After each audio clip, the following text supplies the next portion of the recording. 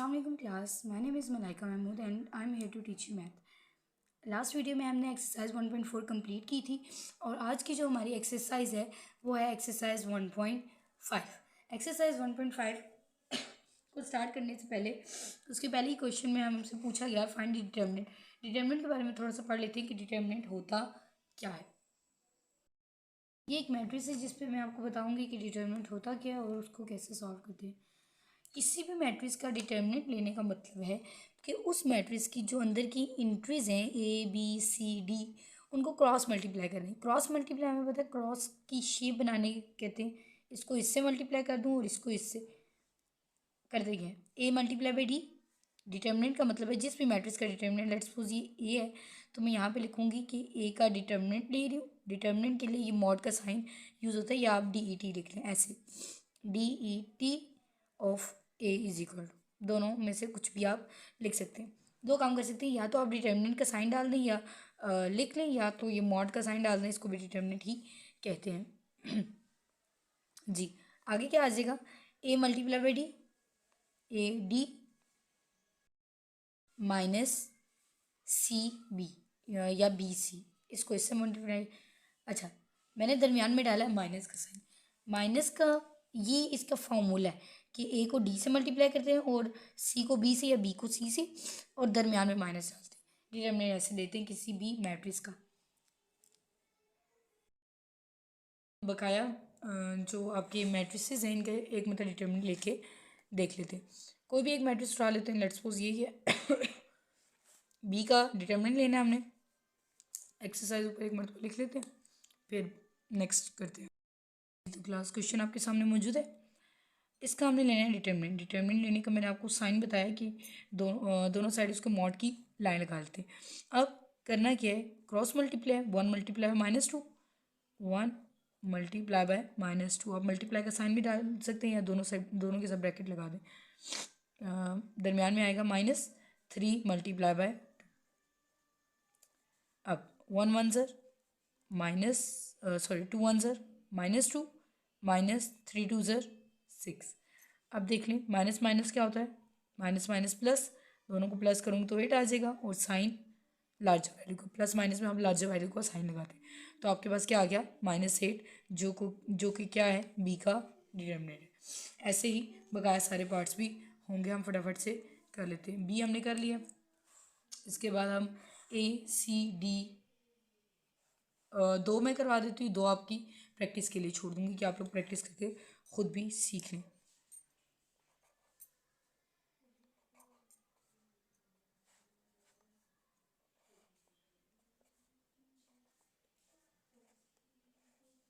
जी वही बात है कि आपने क्रॉस मल्टीप्लिकेशन करनी है। क्रॉस मल्टीप्लिकेशन क्या होती है ये आप लोगों को पता चल चुका होगा। जी 1 मल्टीप्लाई बाय 0 पहले के ए के साथ मॉड लगाना है क्योंकि हम डिटर्मिनेंट ले रहे हैं। -1 मल्टीप्लाई बाय 0 दरमियान में क्या आएगा माइनस। ये बात याद रखनी है कि यहाँ पे माइनस है। अक्सर बच्चे पेपर्स हम चेक करते हुए देखते हैं कि अक्सर बच्चे यहाँ पे मिस्टेक करते हैं। यहाँ पे प्लस लगा लेते हैं उनका पूरा डिटर्मिनेंट 0। ऐसे ही जब वो इन्वर्स लेते हैं तो इन्वर्स भी सारा इस जगह से ख़राब होता है।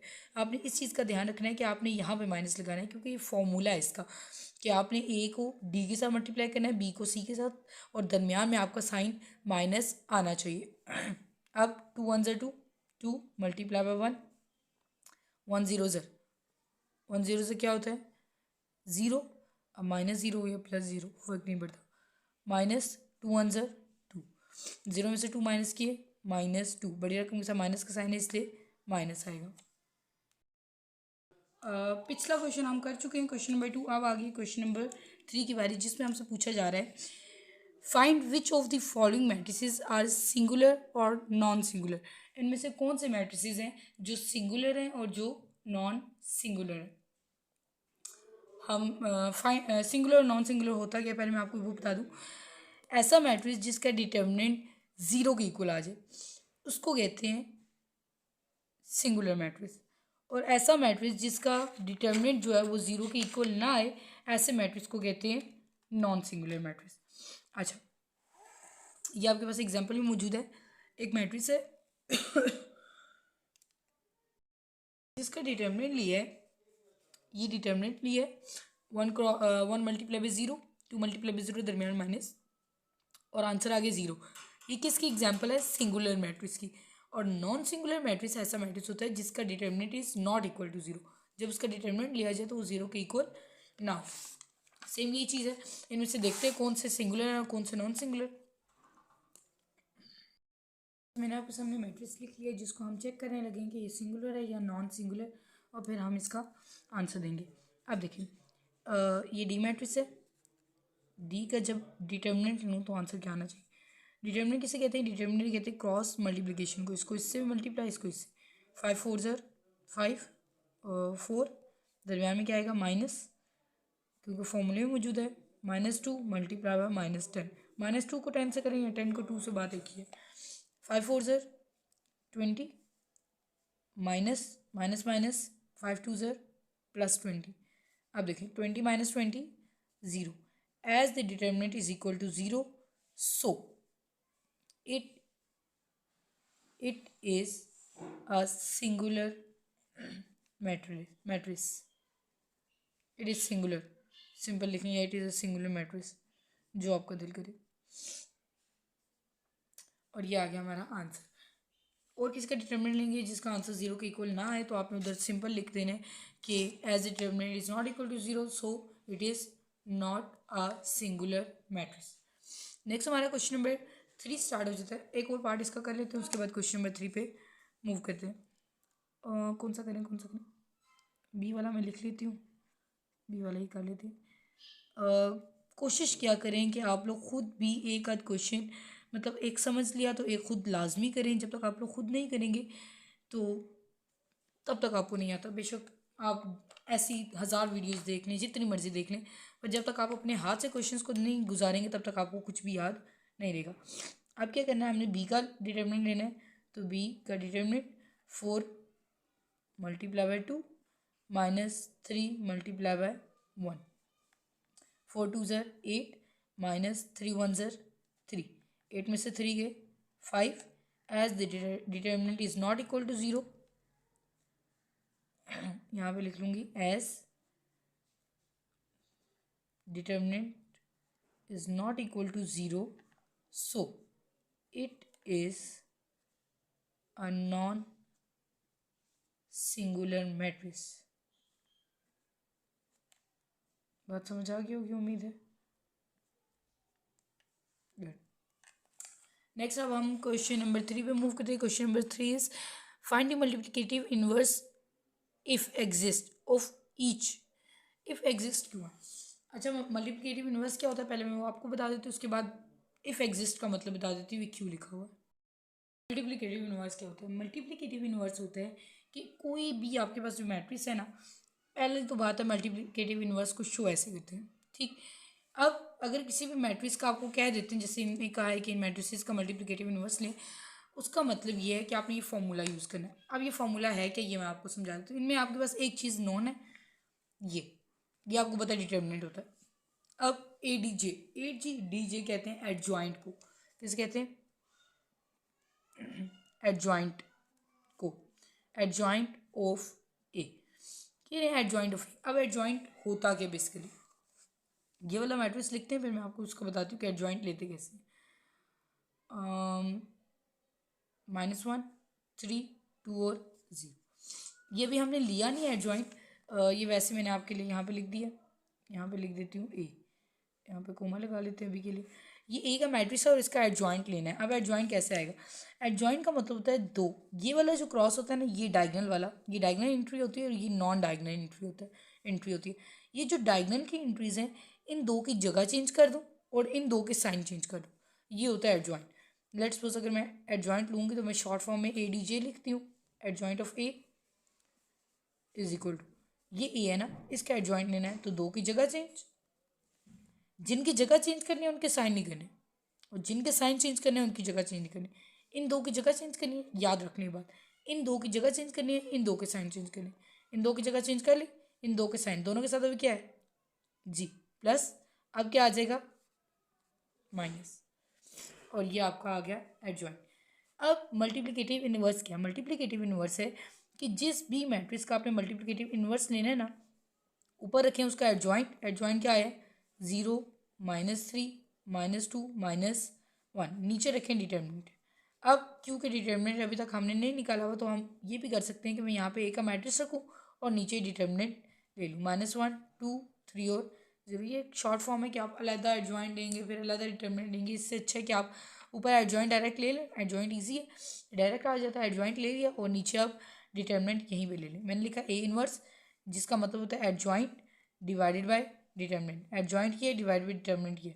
अब डिटर्मिनेंट जब फाइंड करते हैं तो आप एक स्ट्रेट लाइन लगाते हैं, ठीक है, बाय मिस्टेक मैंने भी वही लगा ली, स्ट्रेट लाइन लगाते हैं, मैट्रिक्स की लाइन नहीं लगाते। अच्छा यहाँ पे देखिए ऊपर वाला तो वैसे ही आ जाएगा 0 -2 -3 और -1, नीचे क्या आ जाएगा 1 0 सर, डायरेक्ट लिख लूँ 0 -3 2 सर 6। आपका जो यहाँ पे एडजॉइंट सॉरी डिटर्मिनेंट आएगा वो क्या आ जाएगा, ऊपर एडजॉइंट वैसे ही 0 -3 -2 -1, नीचे डिटर्मिनेंट क्या आ जाएगा -6।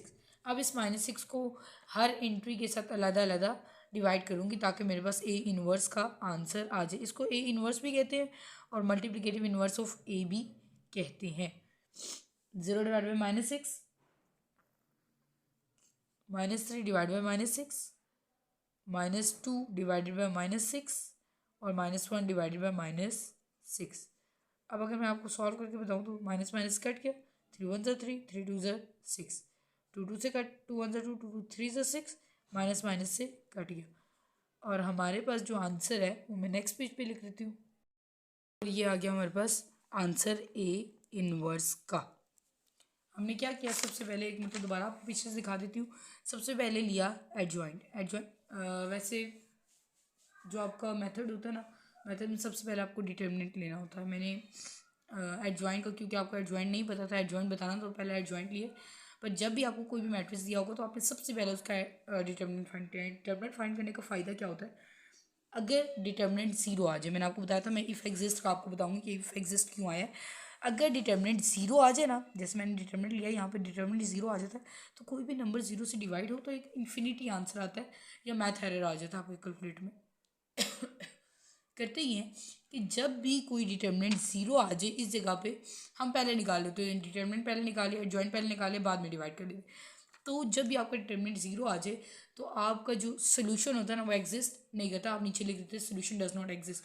इसी वजह से यहाँ पे क्वेश्चन में लिखा हुआ है इफ़ एग्जिस्ट, यानी इन चारों में से कोई एक ऐसा होगा जिसका जो डिटर्मिनेंट होगा वो 0 होगा, जिसकी वजह से वो आगे सॉल्व नहीं होगा। मैं चेक करती हूँ कौन सा, फिर मैं आपको वो वाला एक क्वेश्चन भी करवा देती हूँ। क्वेश्चन नंबर 3 है जो ऐसा ही है जिसका डिटर्मिनेंट अकॉर्डिंग टू मी 0 आना चाहिए। डिटर्मिनेंट ले लेते हैं सबसे पहले, डिटर्मिनेंट लिया 3। अगर आप डिटर्मिनेंट लेके पहले लिखना चाहते हैं ना मैट्रिक्स तो आप ऐसे लिखेंगे -2 3 6 -9।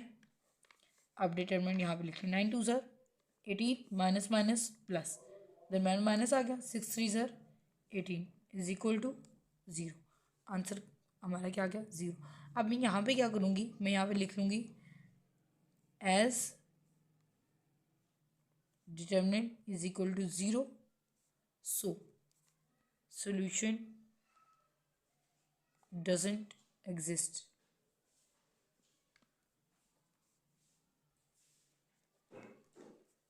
ओके उम्मीद है यहाँ तक आपको समझ आ चुकी होगी। नेक्स्ट पार्ट हम इंशाल्लाह अगली वीडियो में करेंगे। आज के लिए इतना ही। जिसको कोई भी बात इन 3 क्वेश्चंस में समझ नहीं आई आप कमेंट में पूछ सकते हैं और वीडियो को स्किप करके ना देखा करें, इसकी वजह से आपको समझ नहीं आती, आप लोग जल्दी वीडियो से बोर होकर छोड़ देते हैं जिसकी वजह से आप मज़ीद आगे एक्सरसाइज नहीं कर सकते। कम से कम 1 2 3 सवाल हर पार्ट के समझा करें। मैं करवाती ही कम हूँ ताकि आप लोग खुद प्रैक्टिस करें, पर लाजमी बात है कि वो चीज़ समझा करें ताकि अगले पार्ट आप खुद करने के काबिल बन सकें। मुश्किल था तो सोचा ही मैं करवा देती हूँ आप लोगों को। नेक्स्ट आप लोग खुद कर लीजिएगा। डी का इन्वर्स लेना है तो सबसे पहले डिटर्मिनेंट लेना है हमने। डिटर्मिनेंट लेने के क्या तरीका होता है, क्रॉस मल्टीप्लाई, इसको इससे 1/2 मल्टीप्लाई बाई 2 माइनस इसको इससे मल्टीप्लाई करना है यानी कि 1 मल्टीप्लाई बाई 3/4। अब 2 को इससे मल्टीप्लाई करूँगी तो कैंसिल हो जाएगा ऊपर नीचे। यहाँ पे क्या बचा 1 माइनस 3 1 3 डिवाइडेड बाई 4। जब आप कैलकुलेटर पे लिखेंगे तब भी इसका आंसर आ जाएगा, या अगर आप कैलकुलेटर पे नहीं लिखते या आपको कैलकुलेटर की समझ नहीं आती कि भाई ये आया कहाँ से, तो मैं आपको लॉजिक बता देती हूँ आया कहाँ से। क्योंकि इसके नीचे कोई नंबर नहीं है मतलब 1 है, तो मैं क्या करूँगी 1 और 4 का एलसीएम ले लूँगी। ये तो तकरीबन सबको पता है कि 1 4 का एलसीएम जब लूँगी तो क्या आएगा, 2 2 4 2 1 2, आपका आंसर क्या आ गया 4। तो एलसीएम आपका क्या आया 4, तो यहाँ पे क्या लिख लूँगी 4। अब 1 के टेबल में 4 कब आता है, या तो एक तरीका ये है कि क्योंकि डिफरेंट है बिल्कुल, किसी भी एक टेबल में दोनों नहीं आते, तो इसको इससे मल्टीप्लाई कर दूँ और इसको इससे। 4 1 4, 3 1 3, आंसर क्या आ गया 4 में से 3 गए 1 डिवाइड बाई 4। दूसरा तरीका ये, आप 1 के टेबल में सोचेंगे 4 कहाँ आएगा, 1 के टेबल में 4 कब आएगा, 1 4 तो 4 यहाँ पे मल्टीप्लाई कर दी। 4 के टेबल में 4 कब आता है, 4 1 तो 1 यहाँ पे मल्टीप्लाई कर दिया, दोनों तरीके। अब आपका डिटर्मिनेंट आ गया है 1/4। लेना है आपने एडजॉइंट, एडजॉइंट ऑफ डी लेना है, तो डी लिख देती हूँ। 2 की जगह चेंज, 2 के साइन चेंज, ये 2 की जगह चेंज, 2 के साइन चेंज, -3/4 और -1, ये क्या आ गया हमारे पास एडजॉइंट आ गया। अब करना क्या है कि डी का इन्वर्स है ना, यानी कि फॉर्मूला हमारे पास क्या होता है, adjoint of D, adjoint D divided by determinant of D. Adjoint क्या है, ये पूरा एडजॉइंट है, 2 -1 -3/4 और 1/2 डिवाइडेड बाय डिटर्मिनेंट क्या है, डिटर्मिनेंट को डिवाइड में लिखते हैं, अभी डिटर्मिनेंट को जब डिवाइड में लिखूंगी तो ये आएगा।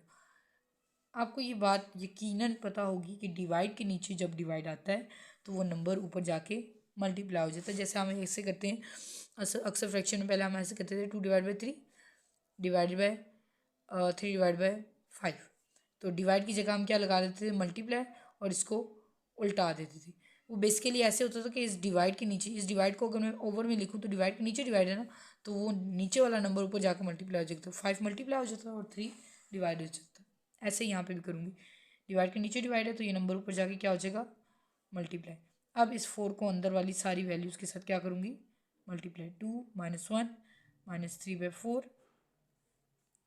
और 1/2, 4 2 8, 4 1 -4, 4 कैंसिल हो जाएगा, -3 आ जाएगा, 2 1 2, 2 2 4, तो यहाँ पे आ जाएगा 2, और ये आपका आंसर है।